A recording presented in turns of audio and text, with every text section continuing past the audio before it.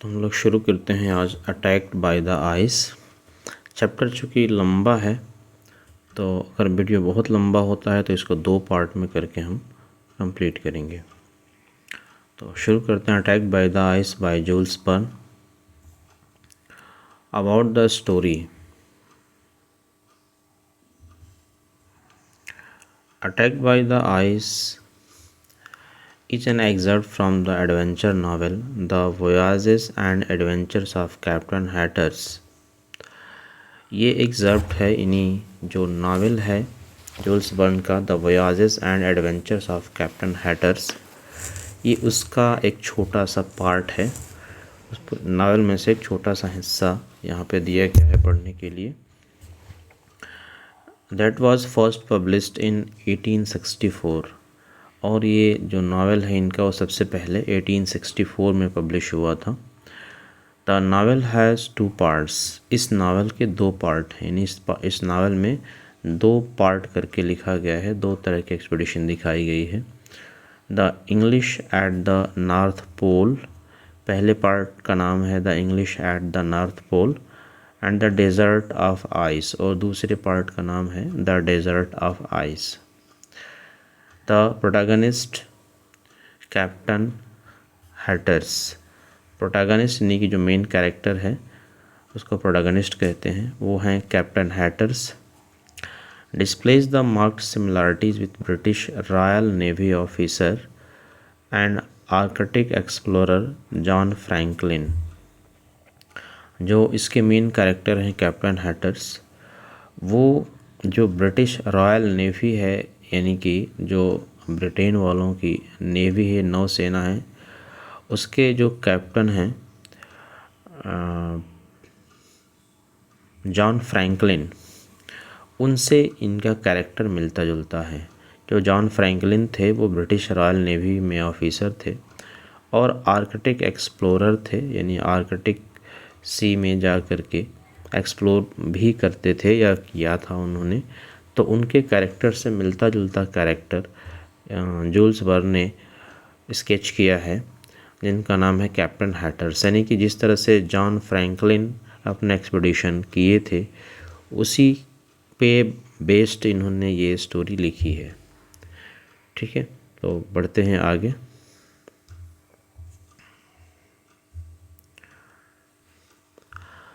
About the author. Jules Gabriel Bern (1828 to 1905) was a French poet, playwright and novelist।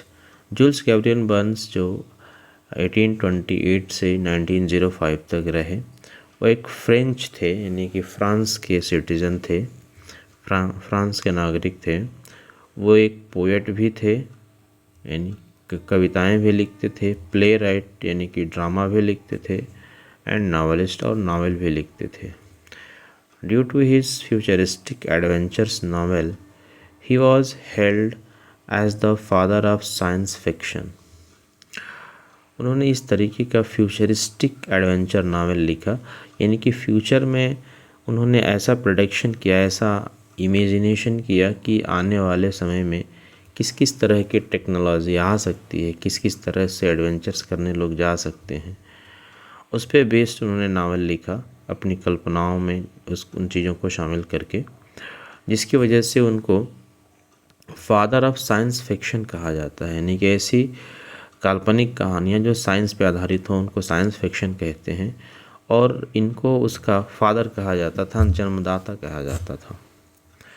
As a predictor of technology which wasn't to be invented until long after his death।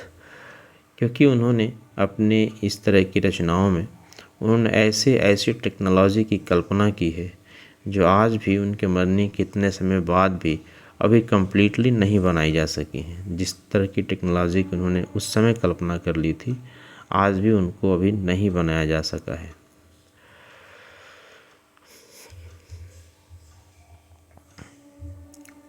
Some of Verne's famous novels are, उनकी कुछ जो famous novels हैं वो हैं 20,000 league under the सी, पहला है 20,000 leagues under the सी, ये रहा। दूसरा है around the world in 80 days, और तीसरा है 5 weeks in a balloon.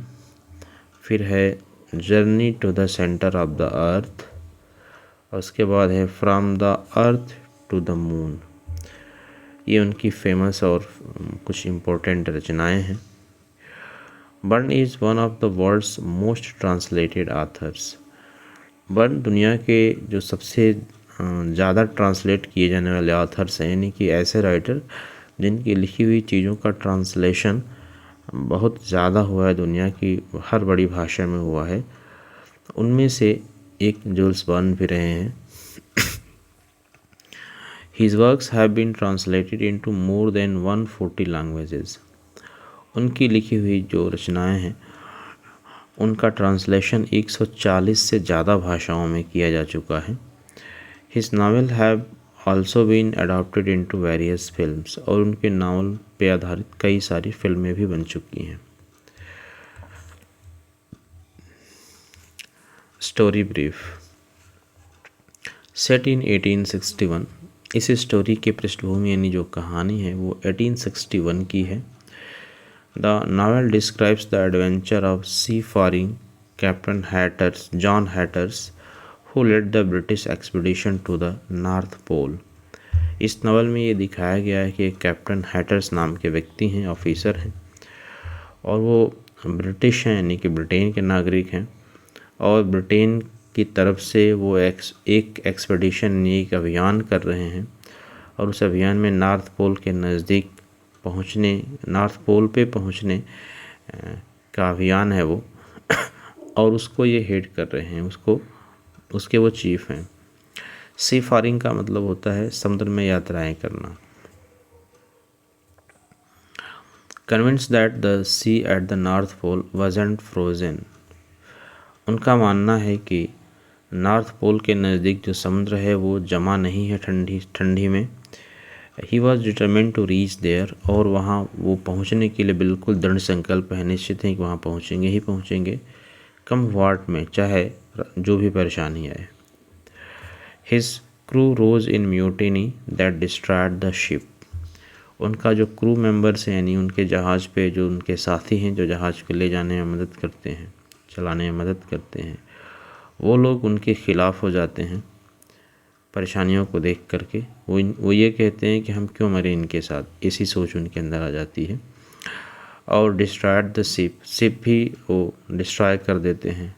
But Captain Hatteras continued with the expedition with some man, लेकिन कैप्टन हैटर्स अपने निर्णय से पीछे नहीं हटते, अपने कुछ लोगों के साथ वो अपने अभियान को जारी रखते हैं।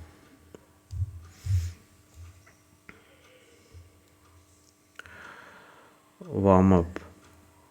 सी voyages in olden days were टॉट विथ हार्डशिप्स, जो पहले पुराने ज़माने में जो समुद्र की यात्राएं थी वो बहुत ख़तरों से भरी होती थी। And yet people love to venture out, लेकिन फिर भी लोग उन यात्राओं पे जाना पसंद करते थे।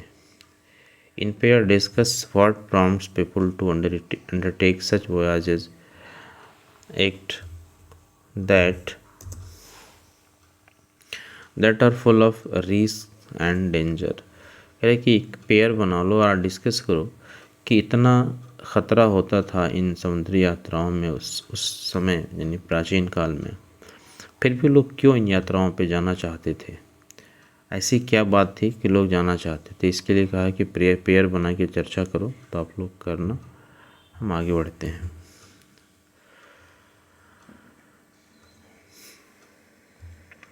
Read the story of Captain Hatters and his adventurous journey on his ship Forward, seeking new land and siege. Forward उनकी जहाज़ का नाम है जिस पे वो जा रहे हैं।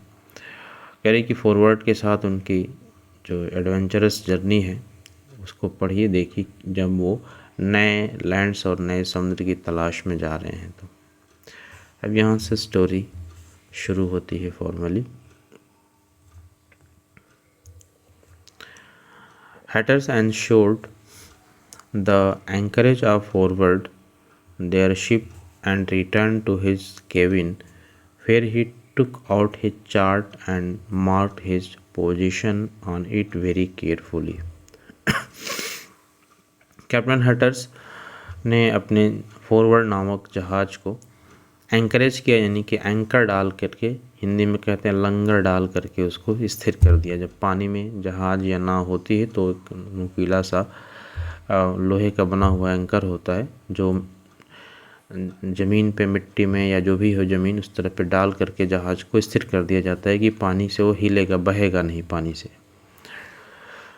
तो एंकर अपनी फॉरवर्ड नामक जो उनका जहाज है, शिप है, उसको एंकर डाल के स्थिर कर लेते हैं, फिर अपने केबिन में लौटते हैं, जहाँ पे कैप्टन का एक केबिन है उस होता है, उसमें लौटते हैं और अपना चार्ट निकालते हैं, यानी जो मैप है उस समय का उनके पास जो भी उपलब्ध है उसको निकालते हैं और उस पर अपनी पोजीशन मार्क करते हैं कि वो कहाँ पे अभी हैं, यानी कि पूरे ग्लोब के रेस्पेक्ट में वो कहाँ पे हैं। He found himself in latitude 76 degree 57 and longitude 99 degree 20 minute। वो पाते हैं कि वो लैटिट्यूड जो है, उनकी पोजीशन का जो लैटिट्यूड है वो 76 डिग्री 57 मिनट है और लॉन्गिट्यूड 99 डिग्री 20 मिनट है। देखो, लैटिट्यूड और लॉन्गिट्यूड में नॉर्थ और साउथ, लैटिट्यूड में नॉर्थ और साउथ होना चाहिए था और लॉन्गिट्यूड में ईस्ट और वेस्ट होना चाहिए था, जो इसमें नहीं दिया हुआ है। तो 76 डिग्री 57 मिनट लैटिट्यूड से हम इतना अंदाज़ा लगा सकते हैं कि चूँकि नॉर्थ पोल की तरफ जा रहे हैं तो नॉर्थ में होगा, लेकिन लॉन्गिट्यूड में हमें अंदाज़ा ही लगाना पड़ेगा कि आर्कटिक किधर है, तो ईस्ट माने कि वेस्ट माने। खैर छोड़ते हैं उसको। That implied that they are only 3 minutes away from latitude 77 degree, यानी 76 डिग्री 57 मिनट लैटिट्यूड पे हैं, तो इसका मतलब है कि 3 मिनट और दूर हैं 77 डिग्री लैटिट्यूड से। इसका मतलब ये होता है एक्चुअली कि एक डिग्री में 60 मिनट माना जाता है, या होता है एक डिग्री में 60 मिनट होता है, तो ये 57 मिनट दिया हुआ है, तो इसमें 3 मिनट और जोड़ देंगे तो 77 हो जाएगा। ये पूरा 1 डिग्री हो जाएगा, ये 3 मिनट इसमें और जोड़ेगा तो ये 66 से 77 हो जाएगा। इसी को इन्होंने लिखा है कि 77 डिग्री से 3 मिनट दूर हैं केवल।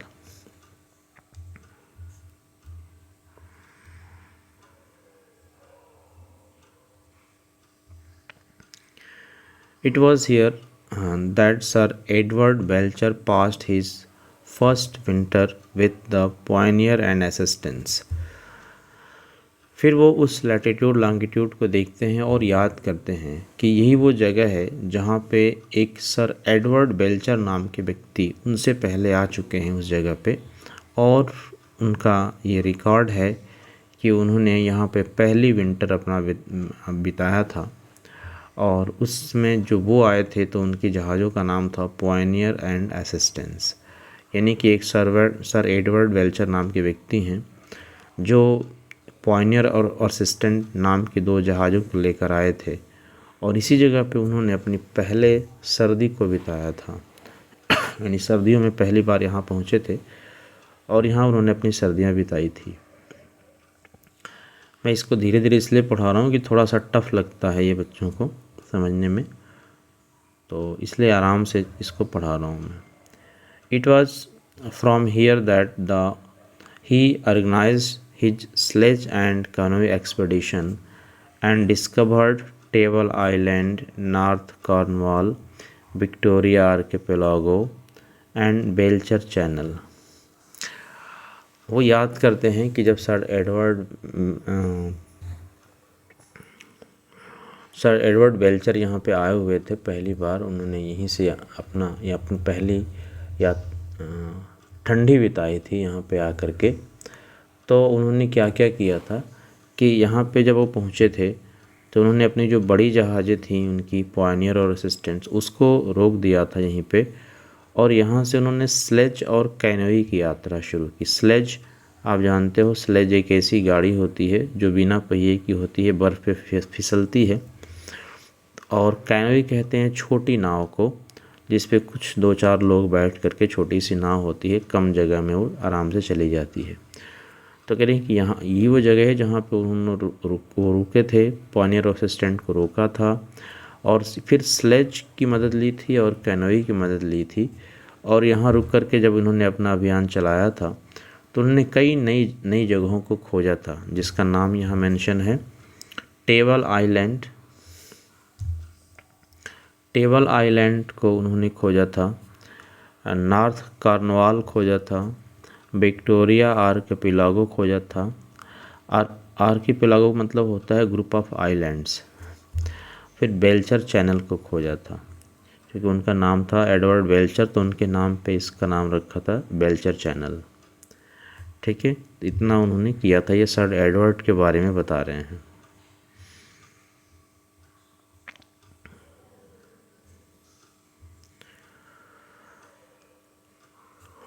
Having gone beyond latitude 78 degree, he saw the coast inclining towards the southeast. जब 78 डिग्री लैटिट्यूड से आगे बढ़े थे तो उन्होंने ये पाया था कि जो कोस्ट है यानी समुद्र का जो किनारा है वो inclining towards the south east, वो दक्षिण पूर्व की तरफ वो झुक रहा था। आप जानते हो जब दूर तक देखोगे तो ये अर्थ चूँकि गोल है तो झुका हुआ उठा हुआ इस तरह से दिखता है बहुत दूर तक देखने पे। अगर खाली जगह हो तब ये समझ में आता है। तो ये कह रहे हैं कि वो टुवर्ड साउथ ईस्ट यानी कि दक्षिण पूर्व की तरफ वो झुकता हुआ मैं नज़र आ रहा था या उनको फील हो रहा था। It seemed to connect with Jones Strait which opens into Baffin's Bay. और ऐसा लग रहा था कि जो झुकाव है ये झुकाव उनको जॉन्स स्ट्रेट की जो है उससे कनेक्शन दिखा रहा है। यानी कि जो झुकाव है इससे ऐसा लग रहा है कि ये जा कर के ये जगह आगे जा कर के जॉन्स स्ट्रेट में झुक जाएगी। स्ट्रेट कहते हैं इसको, हिंदी में कहते हैं जल डमरू मध्य स्ट्रेट को। स्ट्रेट क्या होता है, जैसे मान लो यहाँ पे कोई वाटर बॉडी है, यहाँ पे कोई वाटर बॉडी है और ये दोनों को जोड़ने वाली एक पतली से ऐसे धारा इसमें जा रही है। इन दोनों के एक पतली सी ऐसे धारा है जो जोड़ रही है, तो इसको स्ट्रेट बोलेंगे। हिंदी में जल डमरू मध्य बोलते हैं। तो उनका ऐसा मानना था कि ये झुकाव है इसको देख कर ऐसा लग रहा है कि जॉन्स स्ट्रेट में ये झुकाव जो है जॉन्स स्ट्रेट की तरफ जाएगी। जो जॉन्स स्ट्रेट जो है ओपन्स इनटू बफिन्स बे, यानी कि जो आगे झुकाव है ये शो कर रही को जॉन्स स्ट्रेट है और वो जिस सी में वो पहले वहाँ मौजूद हैं उस सी को बफिन बे से जोड़ देगा, क्योंकि स्ट्रेट है 2 सी को जोड़ने का काम करता है। तो जिसमें वो मौजूद हैं उस सी को बफिन बे से जोड़ देगा ये जॉन्स स्ट्रेट। वो झुकाव को देखकर कैसा समझ रहे हैं। With great optimism, Hatters looked at that portion of the charts where a large white space marked unknown regions, and his eyes always returned to the open polar sea. अब इन सब कैलकुलेशन के बाद वो बड़े ऑप्टिमिज़म से यानी बड़े आशा से वो आशावाद से भर गए, यानी कि उनके मन में बहुत मजबूत उम्मीद जगी और वो ये सोचने लगे। Hatteras looked at portion of the chart fair a large white space marked unknown region, जहाँ पे उनका जो चार्ट बना हुआ था उस पर एक सफ़ेद कलर का एरिया दिख रहा था, सफ़ेद कलर से रंगा हुआ एरिया दिख रहा था जो अननोन रीजन था, यानी कि उस जगह के बारे में किसी को पता नहीं था, किसी ने कुछ अभी बताया नहीं था। और उनकी आंखें बार बार वहीं पे आकर टिक रही थी कि वो ओपन पोलर सी है। उनका मानना था कि वो जो सफ़ेद कलर से चार्ट पे दिखाया गया है वो खुला हुआ सी है, समुद्र है जो पोलर रीजन में है, यानी कि समुद्र के जो समुद्र है वो पोल के पास है, यानी पृथ्वी के पोल के पास है और वहाँ वो पहुँचना चाहते थे। वहीं बार बार उनकी निगाह आकर टिकती थी कि यहाँ मुझे पहुँचना है।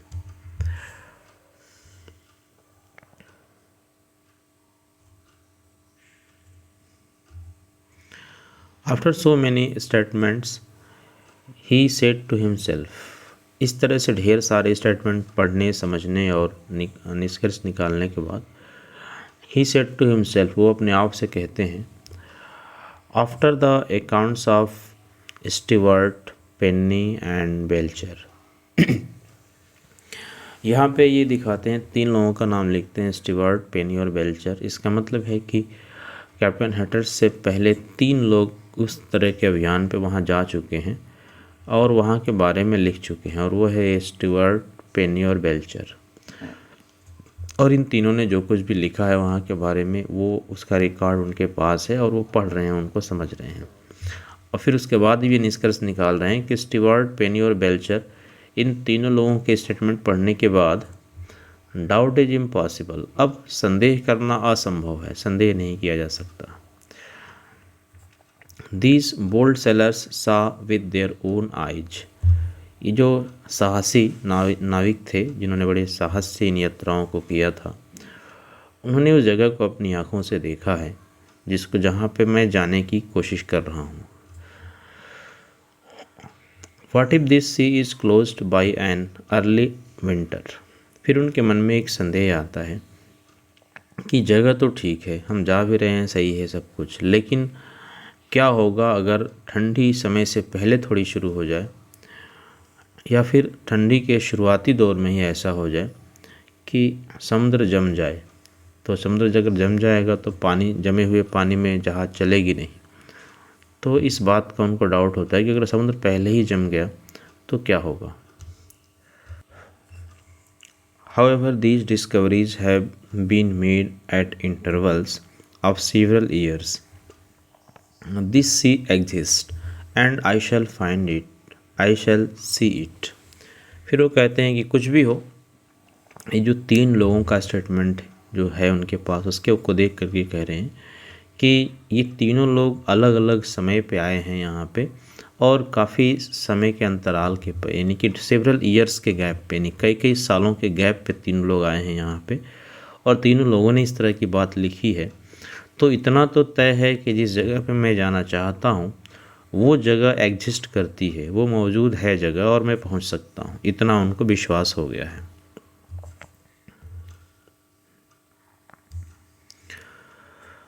Hatters went upon the quarter deck and saw that a dense mist had enveloped the forward. अब इस सब कैलकुलेशन करने के बाद हैटर्स अपने केबिन से बाहर निकलते हैं और क्वार्टर्स डेक, जो क्वार्टर है यानी कि जो जहाज़ है उसकी डेक पे जाते हैं, छत पे जाते हैं। डेक का मतलब है, मान लो ये शिप है ऐसे, तो इसका ये ऊपरी सिरा, सबसे ये वाला सिरा, ऊपर से प्लेन दिखता है। इस मान लो समुद्र में इतना डूबा हुआ है और ये ना जहाज़ है, तो ऊपर का ऐसे प्लेन सिरा जो दिखता है सबसे, उसको डेक कहते हैं। इसके ऊपर ऐसे जो खड़ा रहता है लंबा सा पोल जैसा, उसको मस्ट यानी कि मस्तूल कहते हैं। तो इस डेक पे आते हैं बाहर की तरफ, अंदर से निकल करके, और यहाँ से देखते हैं कि डेंस मिस्ट, एक घना कोहरा, फॉरवर्ड जो उनकी जहाज़ है उस जहाज़ के आसपास घना कोहरा बनता जा रहा है। From the deck one could hardly see the top of the must, और कोहरा इतना घना हो गया है कि यहाँ वो डेक पे खड़े हुए हैं और यहाँ से इस मस्ट का जो ये जो टिप है, यहाँ से यहाँ भी मुश्किल से दिखाई दे रहा है, यानी कि कोहरा बहुत ज़्यादा घना हो गया है।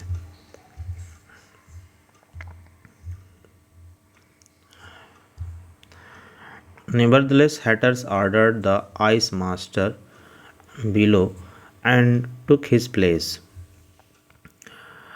फिर भी कैप्टन हैटर्स ने क्या किया कि आइस मास्टर जो उनका था, आइस मास्टर मतलब वो जो बर्फ़ को तोड़ने काटने में एक्सपर्ट है, और ताकि जहाज़ को आगे ले जाया जा सके, उसको वो कुछ ऑर्डर देते हैं कुछ तैयारियों के लिए, और फिर अपने जगह पे चले जाते हैं नीचे अपने केबिन में। He wanted to take advantage of the first break in the fog to look at the horizon in the northwest.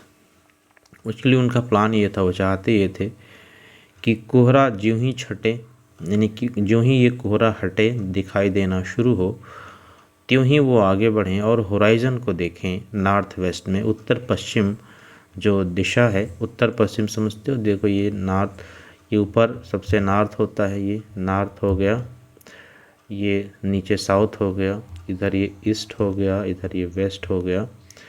तो ये जो डायरेक्शन होगी वो नॉर्थ वेस्ट कहलाता है, और ये वाला साउथ ईस्ट कहलाता है, और ये वाला जो होता है वो नॉर्थ ईस्ट कहलाता है, और ये वाला जो होता है वो साउथ वेस्ट कहलाता है। तो नॉर्थ वेस्ट डायरेक्शन जो है वो ये है।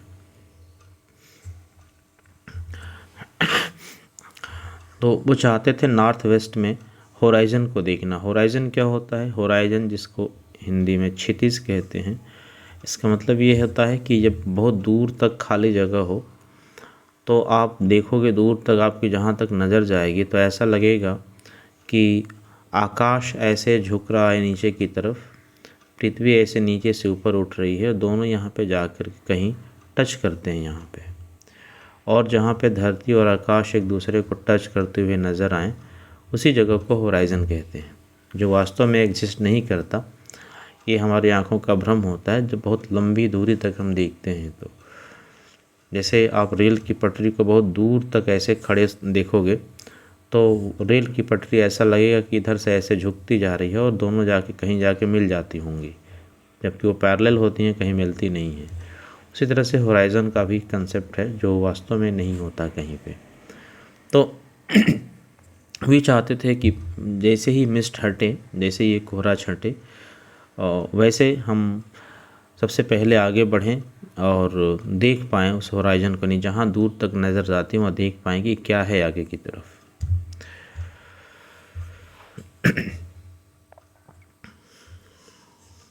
The next day, August 20, the fog lifted for a few minutes.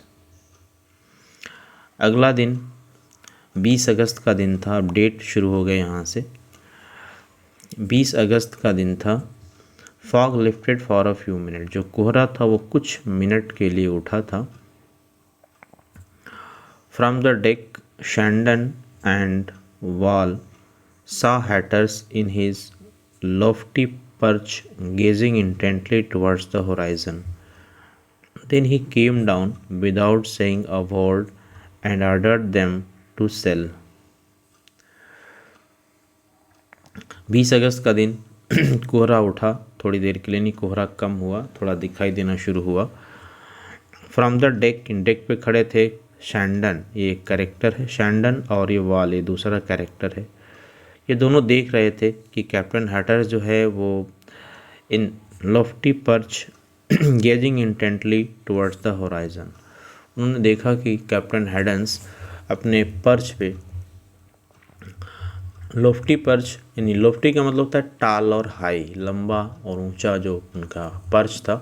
Perch का मतलब होता है a land and to land and stay on a branch, यानी बाहर ऐसे निकला हुआ सा कुछ चीज़ होता है, उसको पर्च कहते हैं।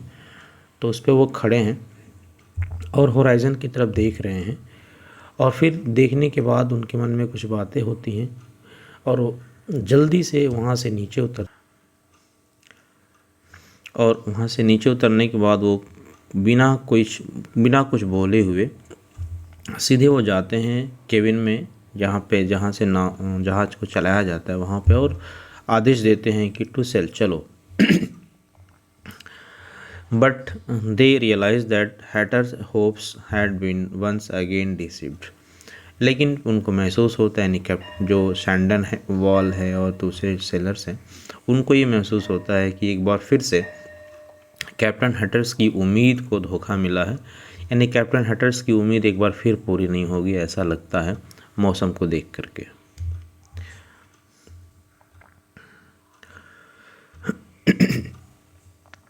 The forward resumed her uncertain path northward. अब जब उन्होंने आदेश दे दिया है जहाज़ को चलाने का, तो जहाज़ को चलाया जाना शुरू हो गया। जहाज़ उनकी चलती है नॉर्थवर्ड यानी कि उत्तर दिशा में, अनसर्टेन पाथ पे, चल तो दी उत्तर दिशा में, लेकिन नहीं पता कि वो किधर जा रही है, रास्ता उनका क्या है वो पूरा निश्चित नहीं है उसके विषय में, पर जहाज़ चलनी शुरू हो गई है। So so tired was it that the sails and mast were lowered. और कह रहे हैं कि इतनी थकी हुई जहाज़ भी लग रही थी कि जहाज़ की जो सेल है यानी पाल, आप जानते हो कि जहाज़ पे तो ये शिप होती है, उस पर ऐसे लंबे लंबे खंभे लगाए जाते हैं, इस पर कपड़ा बांधा जाता है बड़ा बड़ा सा मजबूत, जो हवा के दबाव से उस पड़ता है उस कपड़े पे तो नाव चलती है। तो पहले के जहाज़ें हवा के प्रभाव का बहुत इस्तेमाल करती थी, क्योंकि इंजन इतना सोफिस्टिकेटेड इंजन नहीं था पहले। तो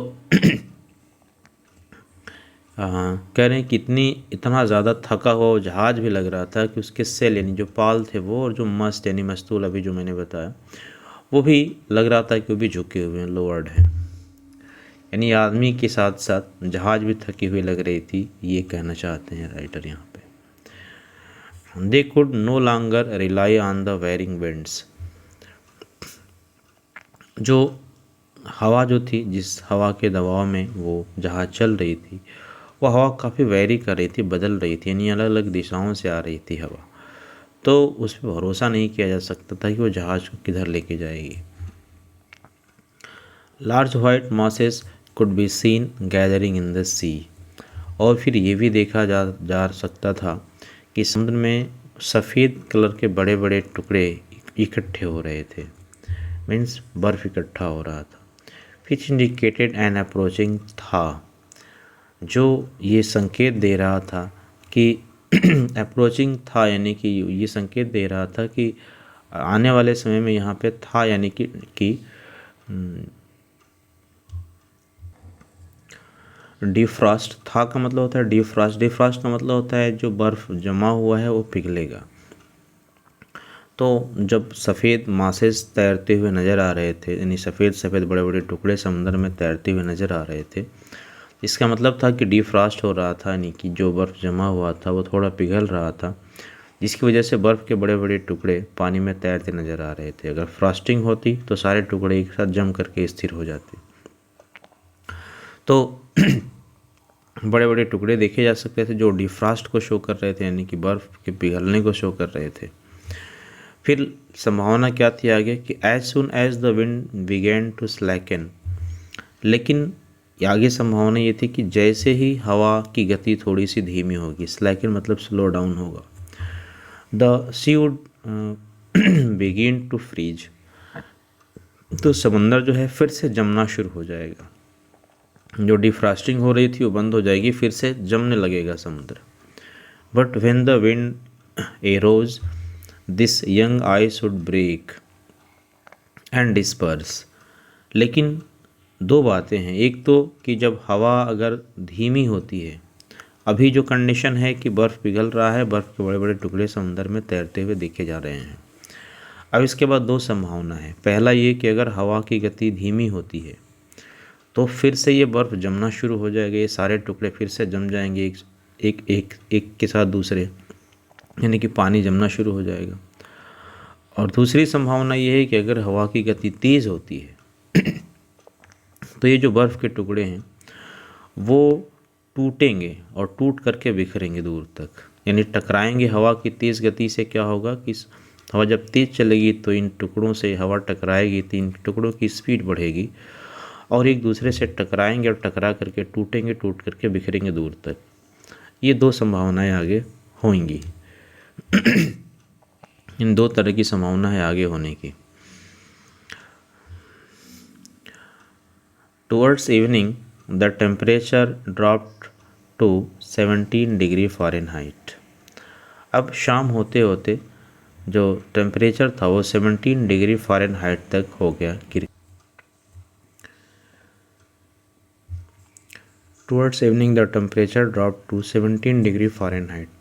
अब शाम होते होते टेम्परेचर 17 डिग्री फ़ारेनहाइट तक गिर गया। 17 डिग्री फ़ारेनहाइट का मतलब है सेल्सियस में समझेंगे तो लगभग -8 डिग्री के बराबर, यानी -8 डिग्री के आसपास टेम्परेचर आ गया था। फिर the brig reach the end of a closed pass. और शाम होते होते टेम्परेचर -8 डिग्री तक आ गया। और ब्रिग का मतलब है यहाँ पे जो शिप है वो, तो जो शिप है वो पहुँची कहाँ, एक क्लोज्ड पास, यानी कि ये पास मतलब ऐसे रास्ता होता है, ये गुजरने के लिए रास्ता, इसको पास कहते हैं। और वो आगे जाके यहाँ बंद था, क्लोज्ड था, ऐसे जगह पे पहुँच गया। It rust on at full throttle against the opposing obstacle. और जब वो बंद रास्ता था तो ये जो जहाज़ थी वो अपने फुल थ्रोटल पे यानी पूरी स्पीड से गई और जाकर के उस ऑब्स्टिकल से टकराई, यानी उस ऑब्स्टिकल की तरफ जाई और उस धीरे जाकर टकरा कर के रुकी। The sellers thought that she would stop, but some unexpected motion of the ice stream opened a new passage into which she plunged boldly। वहाँ से जब जाकर जो बंद पास था वहाँ तक पहुँची, टकराई, तो जो सेलर्स थे यानी जो नाव चलाने वाले थे उस पे व्यक्ति, उनका मानना था कि अब उसे टकरा कर जहाज़ रुक जाएगी, लेकिन कुछ अनएक्सपेक्टेड हुआ, जिसकी उम्मीद नहीं थी वो हुआ। टकराने के बाद जो बर्फ़ थी उस बर्फ़ में एक अनएक्सपेक्टेड मोशन शुरू हुआ, यानी कि बर्फ़ टूटी होगी शायद, क्योंकि वो पिघल रहा था, चूँकि वो डिफ्रॉस्ट हो रहा था, तो कुछ पिघला होगा पहले से, कुछ इसके धक्के से टूटा होगा। और टूट करके जो बर्फ़ था वो मूव करने लगा दूसरी तरफ और उसके साथ साथ वो जहाज़ भी मूव करने लगी। क्या plunged boldly into a new passage, एक नए रास्ते की तरफ जहाज़ वो जाने लगी। कोई कंट्रोल नहीं है उसमें सेलर्स का, जहाज़ वो रास्ता एक नया खुला उसके टकराने के बाद और उस तरफ मूव करने लगी।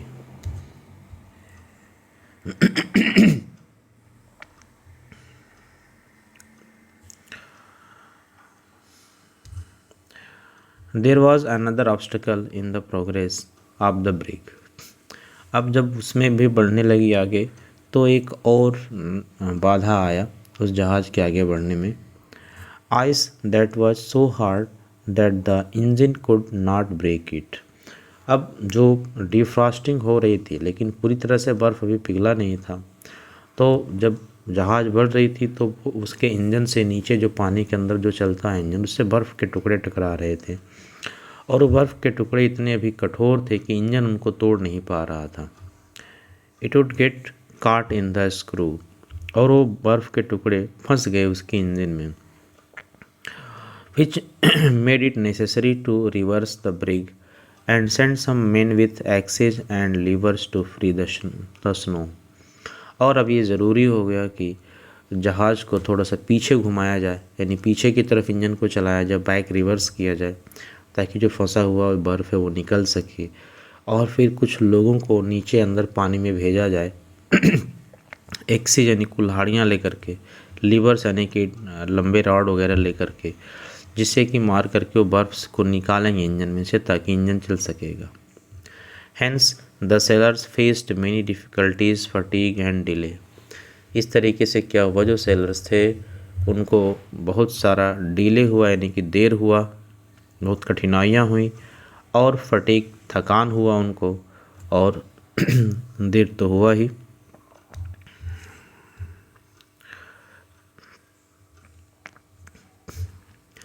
This went on for 13 days। ऐसा ही 13 दिन तक चलता रहा। The Forward advanced slowly through Penny Strait. Penny Strait बताया, स्ट्रेट जलडमरू मध्य कहते हैं इसको।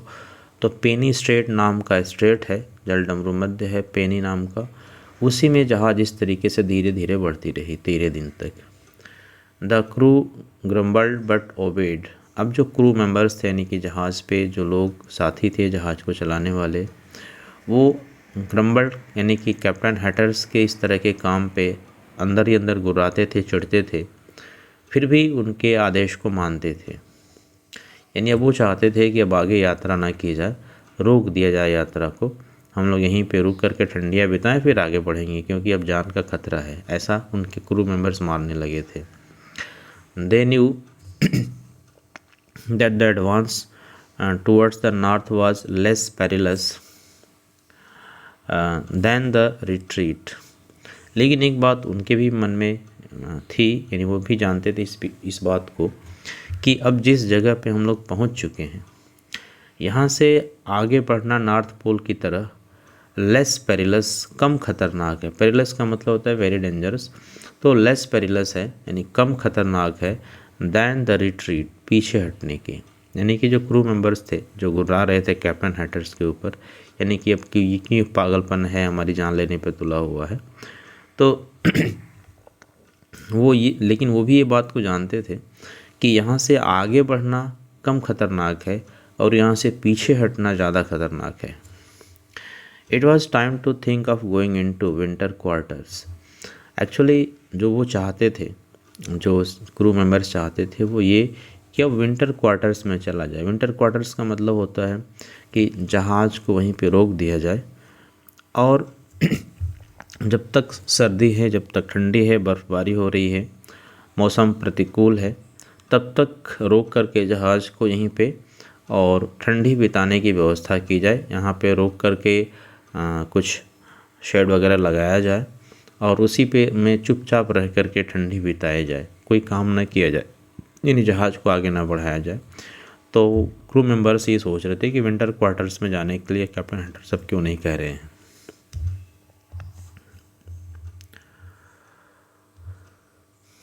One day the sailors talked with Shandon, who they knew was on their side।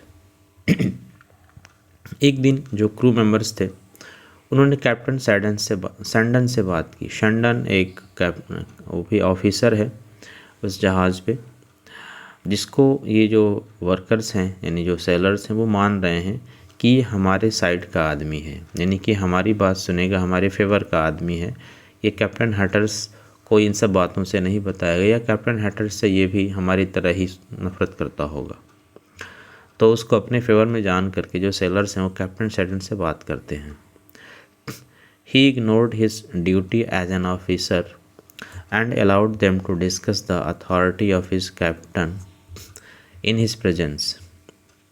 जो सैंडन था, ऑफिसर था, वो भी क्या किया, लापरवाही दिखाया।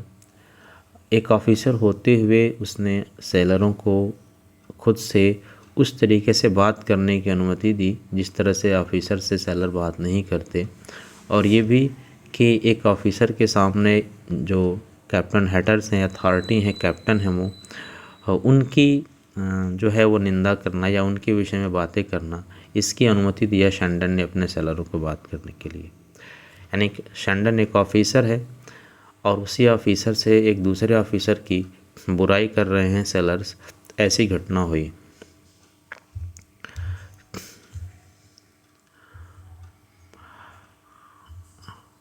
और 43 मिनट हो गया, ये ख़त्म होना नहीं है, भी बहुत लंबा है। तो इसके बाद हम नेक्स्ट वीडियो में बात करते हैं इसके लिए आगे, ये पार्ट 2 पार्ट 3 जितना भी हो पाएगा, क्योंकि ये बहुत टेढ़ा चैप्टर है थोड़ा और लंबा भी है, तो आराम से हम पढ़ते हैं इसको पार्ट करके।